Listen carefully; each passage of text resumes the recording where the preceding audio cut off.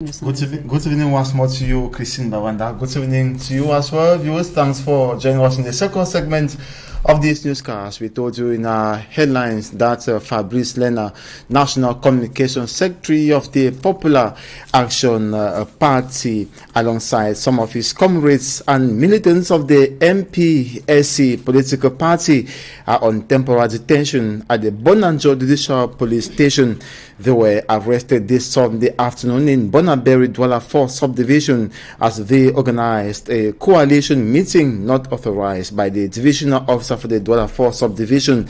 Militants of both Popular Action Party and MPSC political party were out for a political rally in a private residence behind Petroles Bonaberi Douala 4 subdivision. Unfortunately, they were fished out by security forces. The meeting was a joint action between the PAP and MPSC for civic engagements and political participation for synchrony of efforts towards the struggle for a new federal republic with competitive politics, limited office mandates, constitutional democracy, institutional reforms for stability, growth, and development.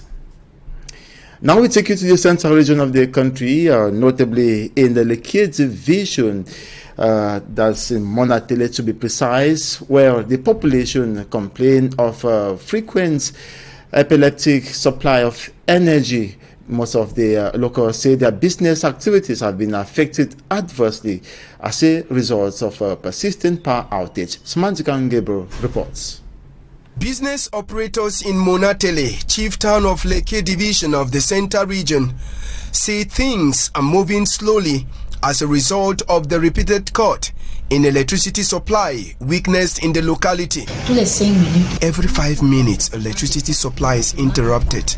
And when it is that way, the demand is high, in the sense that wages at the end of the month increase because paying salaries is complicated.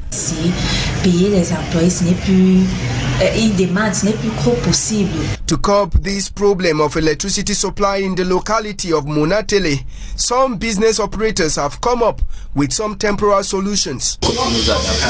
We've decided to buy latest equipment that can store energy and also get power banks in the market. In the evening, without electricity supply, we have invested in solar panels to provide us energy.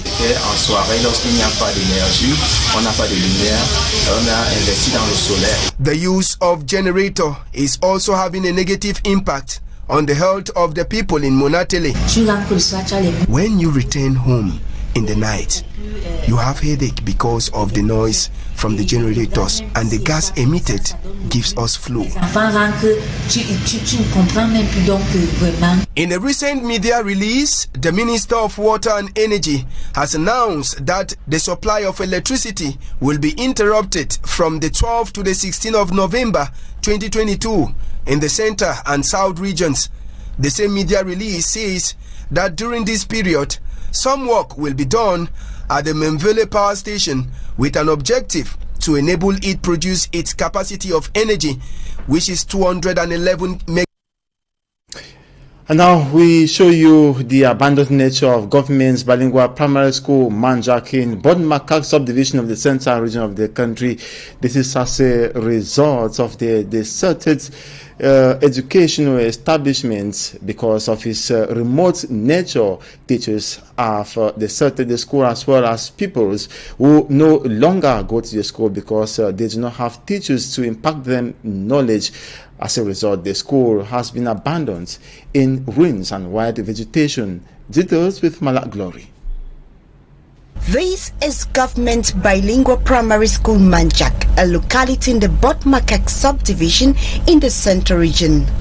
Abandoned in the bush, the building is gradually wearing out and the roof falling off. The ineffectiveness of the school has forced parents to send their children to distant schools. Les classes sont fermées. The school has been closed and the building is gradually deteriorating as the teachers have all left. Puisqu'il n'y a plus des enseignants, nous sommes obligés d'envoyer nos enfants We are forced to send our children to Botmakak. They come home only on weekends. Les enfants doivent venir au village chaque week-end. A disturbing situation to children who have to cover the deplorable state of the road to neighboring villages for studies. They cover a distance of at least 10 to 20 kilometers and sometimes on foot. We can no longer school here as the teachers have all left and the headmaster too. The local population pleads on the authorities to ameliorate the working conditions of teachers sent to remote areas so that they don't abandon their duty post but concentrate to impart knowledge. Inhabitants of Bo-Ganjo village in Tiko subdivision of the southwest region of Cameroon are worried that their village might be dissolved by local administrative authorities who say their village is not recognized. But according to the inhabitants, the village has been existing for several years. Details with Anabila. The local population of Bonganjo, a village in the Tiko subdivision, are discontented.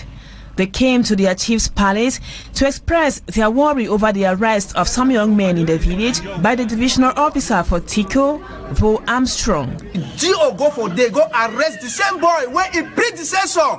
He formed them as a vigilante group for Bonganjo. The first assistant chairman of the Bonganjo Traditional Council, Martin Njie, explains that the young men were arrested at the quarry in the village, created by the chief Mbwali Take to keep the youths busy. According to the villagers, the arrested boys are not separatist fighters, as the DO claims. These same guys are the help, they fight the separatism for years, send them away. But today the DO, he can't catch himself be amber. Besides, the villagers are accusing the DO of attempting to take off Bonganjo village and merge it with Bwenga. But the villagers say no to that and maintain Bonganjo has been existing for several years. Within Bonganjo, people don't accept it. Bonganjo is an established village from time immemorial, and there are documents there to establish the facts. Regarding contact with the divisional officer for the Tiko subdivision, Vo Armstrong, who insists that the Bonganjo village isn't officially recognized. The village had been cancelled by a prefectorial order signed in March 2019 following a breach of statutory procedure to organize chiefdoms.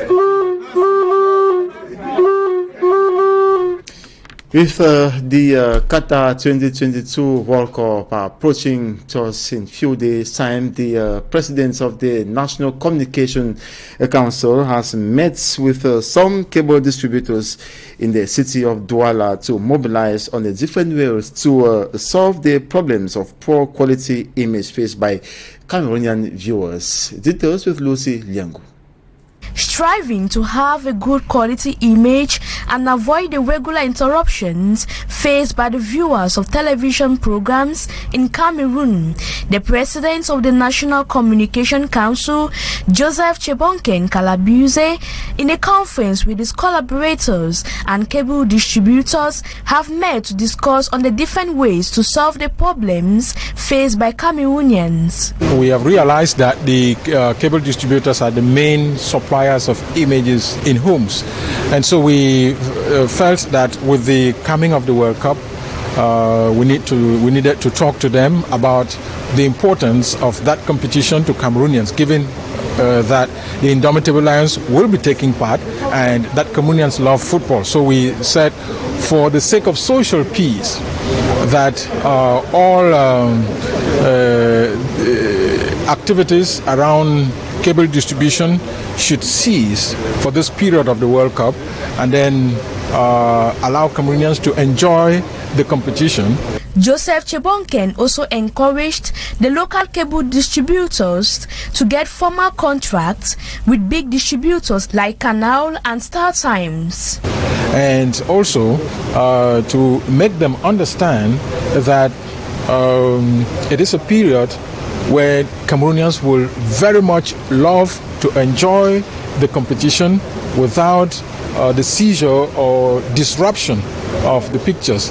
And we want to urge the big distributors that we are not encouraging the locals not to sign commercial contracts with them, but that within this period they should stop harassing any distributor, and that when the competition is over, we will help in ensuring that all the local distributors who are not officially don't have contracts will help them to sign contracts with the big distributors.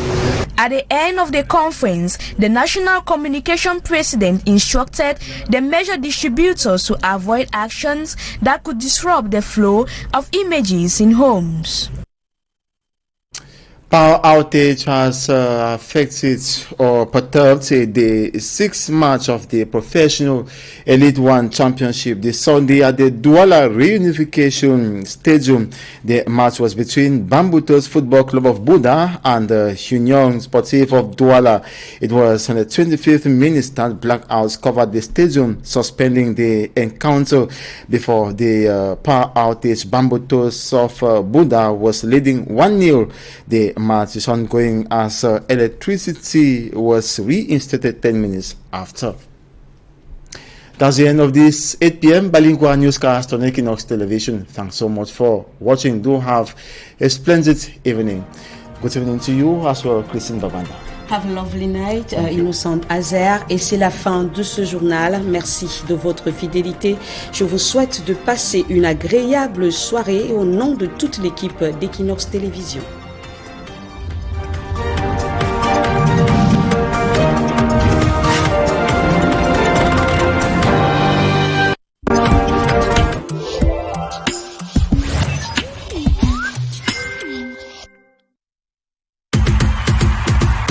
Enjoy le Qatar.